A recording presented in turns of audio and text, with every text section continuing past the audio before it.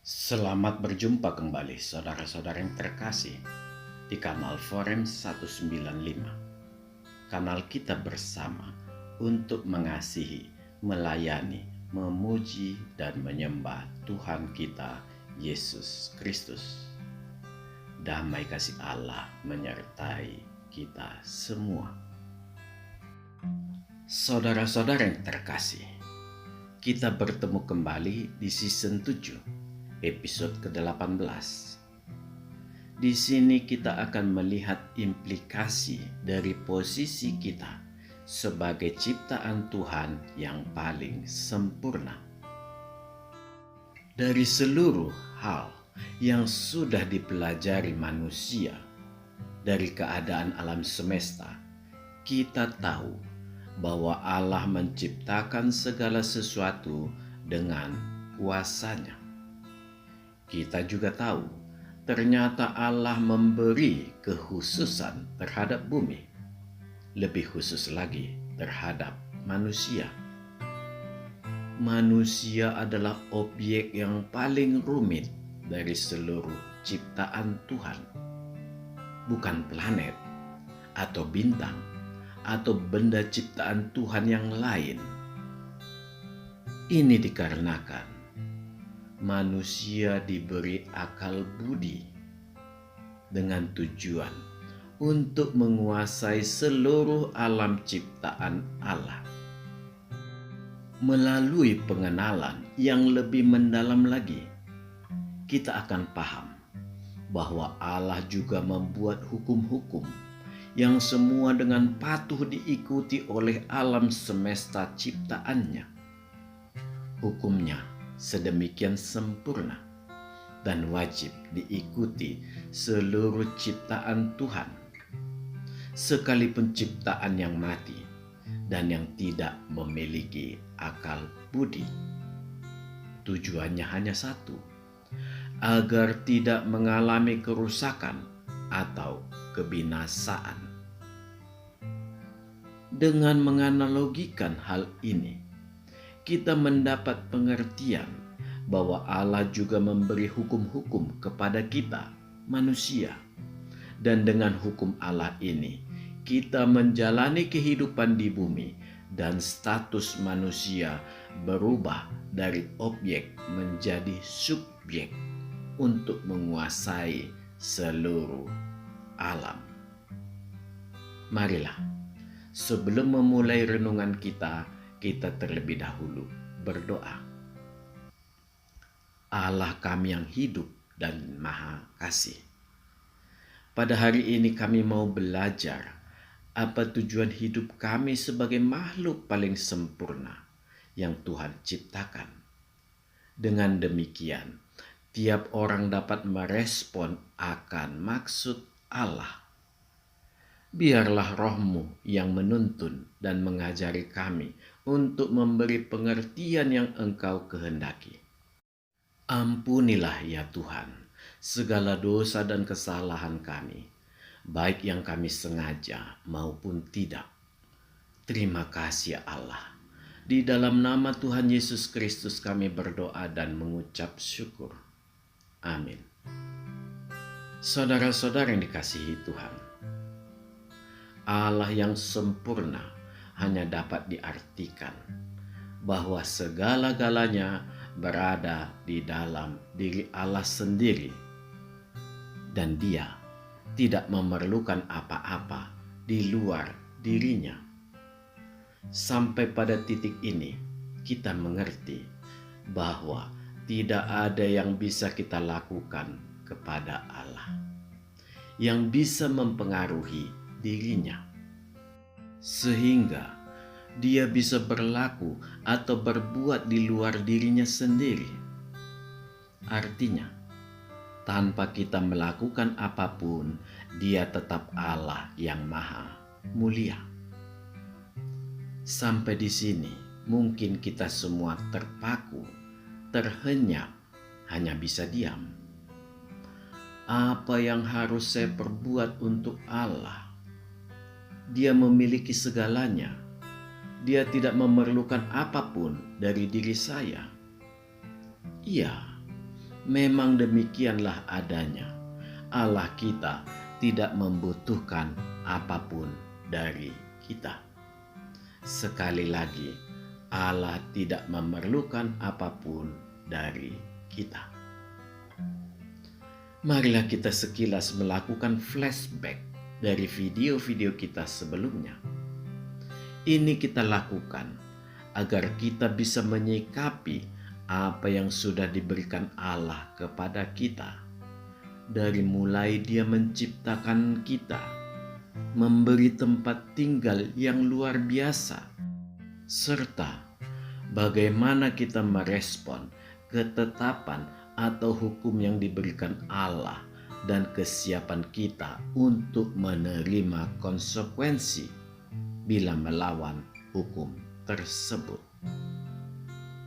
Saudara-saudara yang terkasih, Allah memiliki segalanya. Dia menciptakan seluruh alam merupakan cara Dia untuk mengekspresikan kemuliaannya.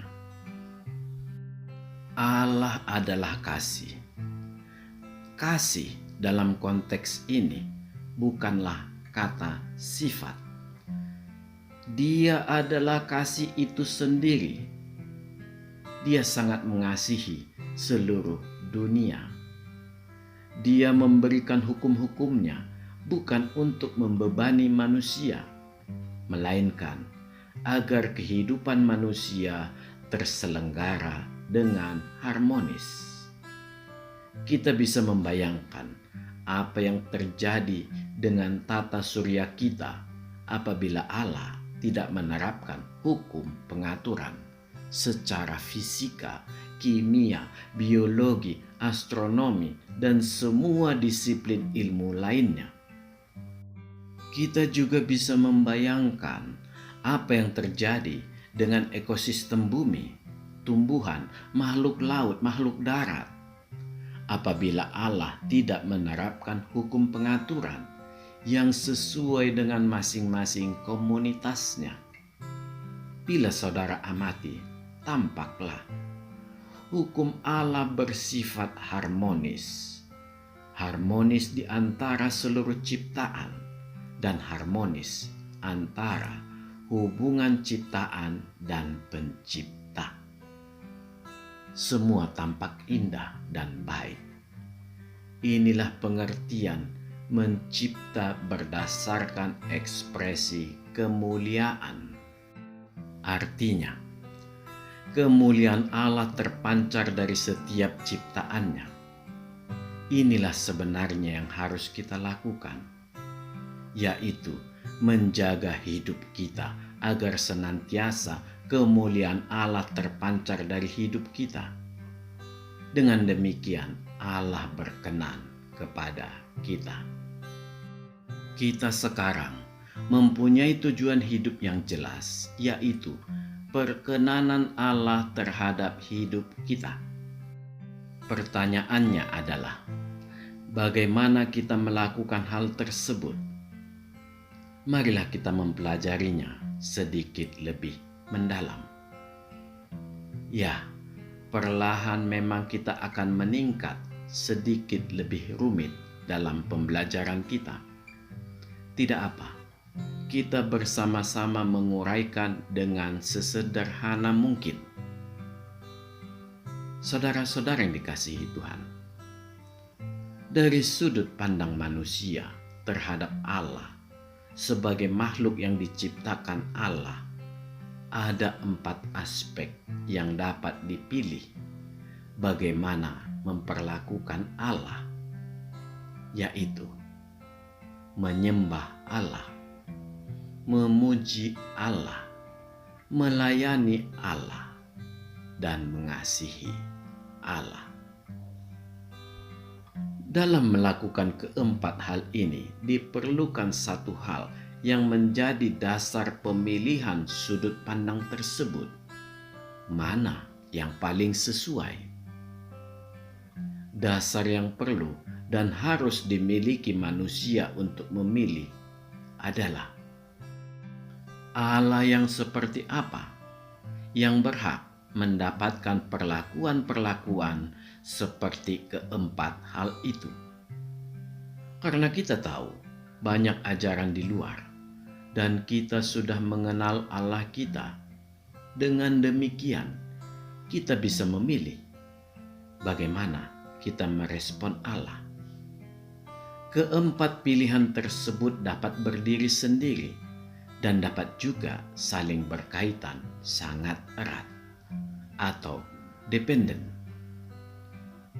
Hal ini terjadi disebabkan sejauh apa relasi yang tercipta antara Allah dan manusia berdasarkan ajaran yang diterimanya. Saudara-saudara yang terkasih, ketika menciptakan manusia, Allah menciptakan manusia dengan sempurna, yang merupakan ekspresi kemuliaan Allah. Dia mengekspresikan kelimpahannya. Jadi, bukan karena dia membutuhkan sesuatu, seperti misalnya dikasihi, dilayani, dipuji, dan disembah. Marilah kita pelajari satu persatu mengenai keempat hal ini, yaitu bagaimana kita bersikap terhadap Allah. Sikap yang pertama, menyembah Allah. Sebagai makhluk ciptaan, memang manusia harus menyembah Allah. Tetapi, bila hanya itu tujuannya, akan terlalu rendah sekali tujuan penciptaan itu. Artinya, hubungan atau relationship antara manusia dengan Allah juga sangat rendah. Hanya relasi antara seorang majikan atau tuan dengan pembantu atau hambanya. Dari sisi hamba, tidak perlu mengenal akan tuannya. Yang penting menyembah, yang diwujudkan dengan selalu taat pada perintah seperti disiplin militer. Dari sinilah berawal sifat egois, hanya memikirkan diri sendiri, muncul di dalam diri manusia. Tidak peduli siapapun, pada apapun. Yang penting ketaatan yang membabi buta dan memiliki kepercayaan bahwa kelak akan memperoleh gaji atau upah, tanpa mengerti upah seperti apa kelak yang akan diperolehnya, tanpa kepastian. Semua hanya dalam bayangan kesenangan lahiriah atau jasmaniah.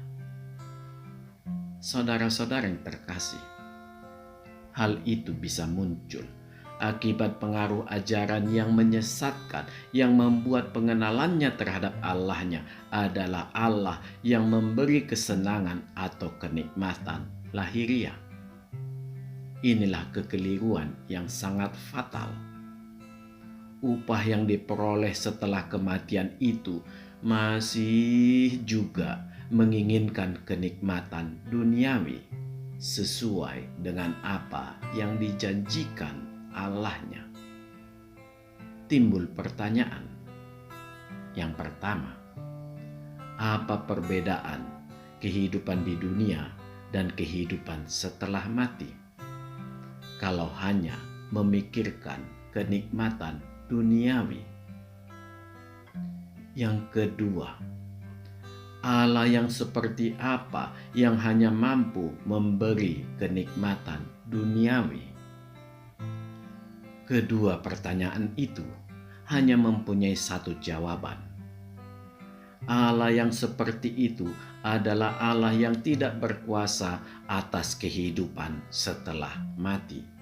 Karena dia tidak mengerti dan tidak bisa menjanjikan upah yang lebih baik daripada kenikmatan duniawi. Dan sudah pasti, dia bukanlah Allah yang benar.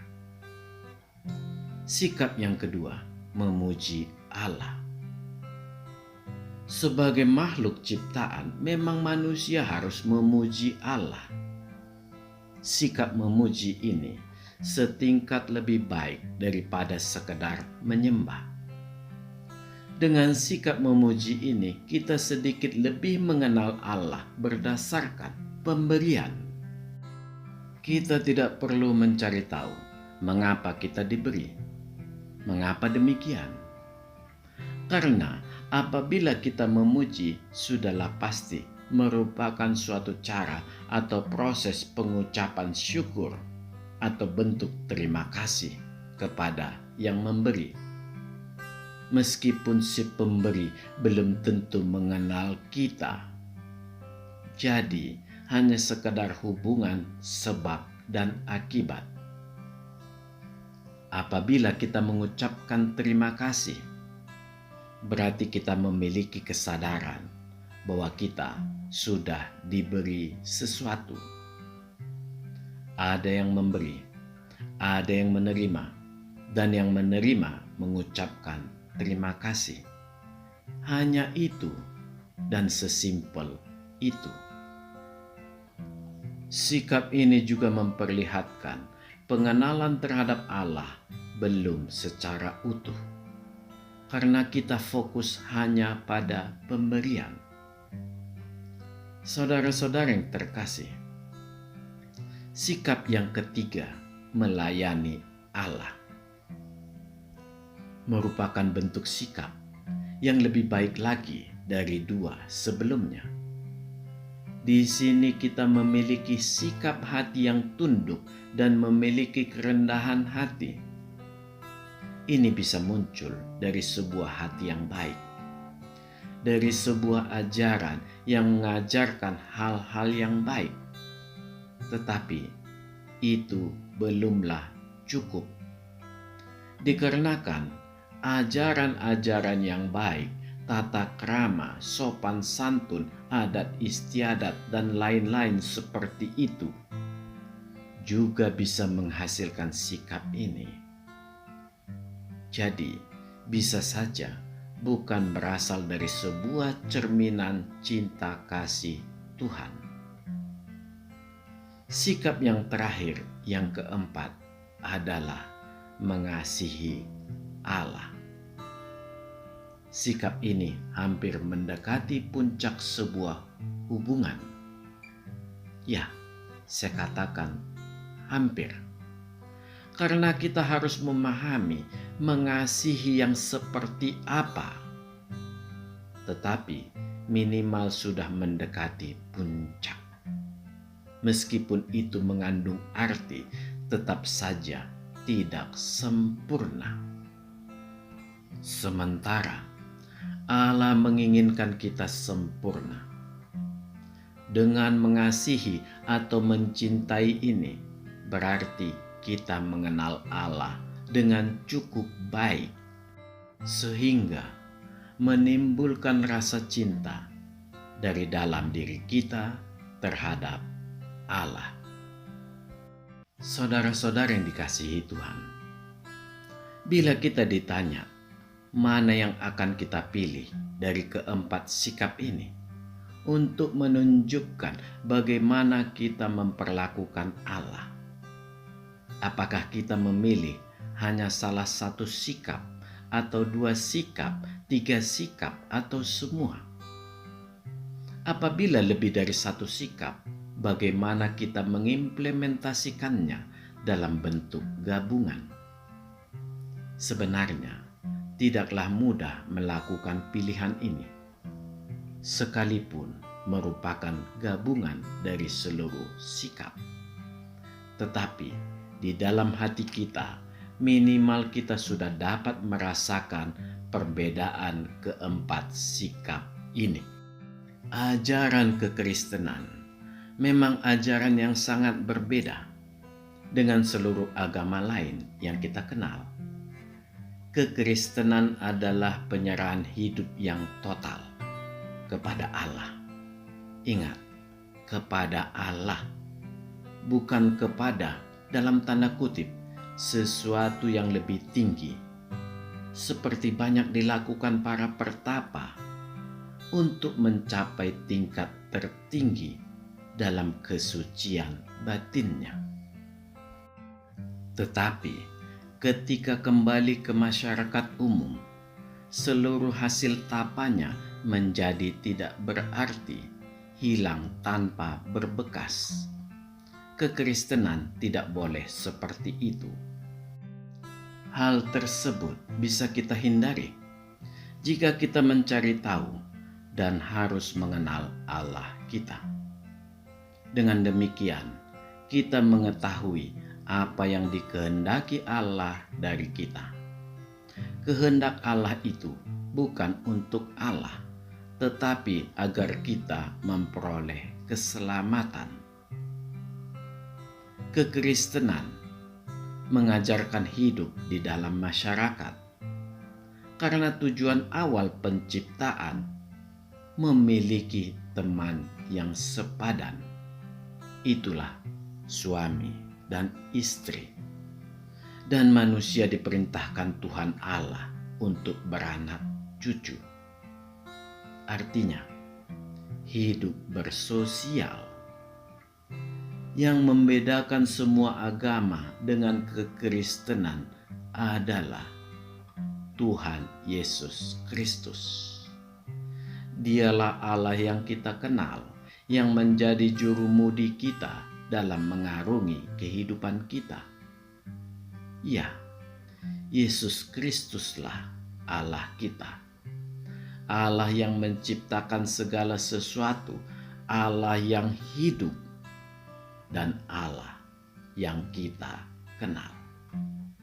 Sekali lagi, kita memiliki Allah yang kita kenal, dan Dia nyata sebagaimana Dia telah berinkarnasi dari firman Allah menjadi daging yang bernama Yesus Kristus. Sampai disinilah pembahasan kita, dan akan kita dalami kembali di video ke-19 yang merupakan kelanjutan dari episode ke-18 ini. Amin. Marilah kita berdoa. Ya Tuhan kami, sedikit berat pelajaran kami pada hari ini ya Tuhan, tetapi semakin membuka mata kami untuk berhati-hati dalam menentukan sikap bagaimana kami merespon Engkau. Tuhan, ajari kami terus merendahkan hati kami, agar hati kami semakin terang, melihat segala kasih yang telah Kau berikan. Dengan demikian, kami mampu menata diri kami sebagai ciptaan-Mu yang dapat memancarkan cahaya kemuliaan Tuhan. Terpujilah nama-Mu selama-lamanya. Di dalam nama Tuhan Yesus Kristus kami berdoa dan mengucap syukur. Amin. Tuhan memberkati kita. Marilah kita masuk ke saat teduh sejenak.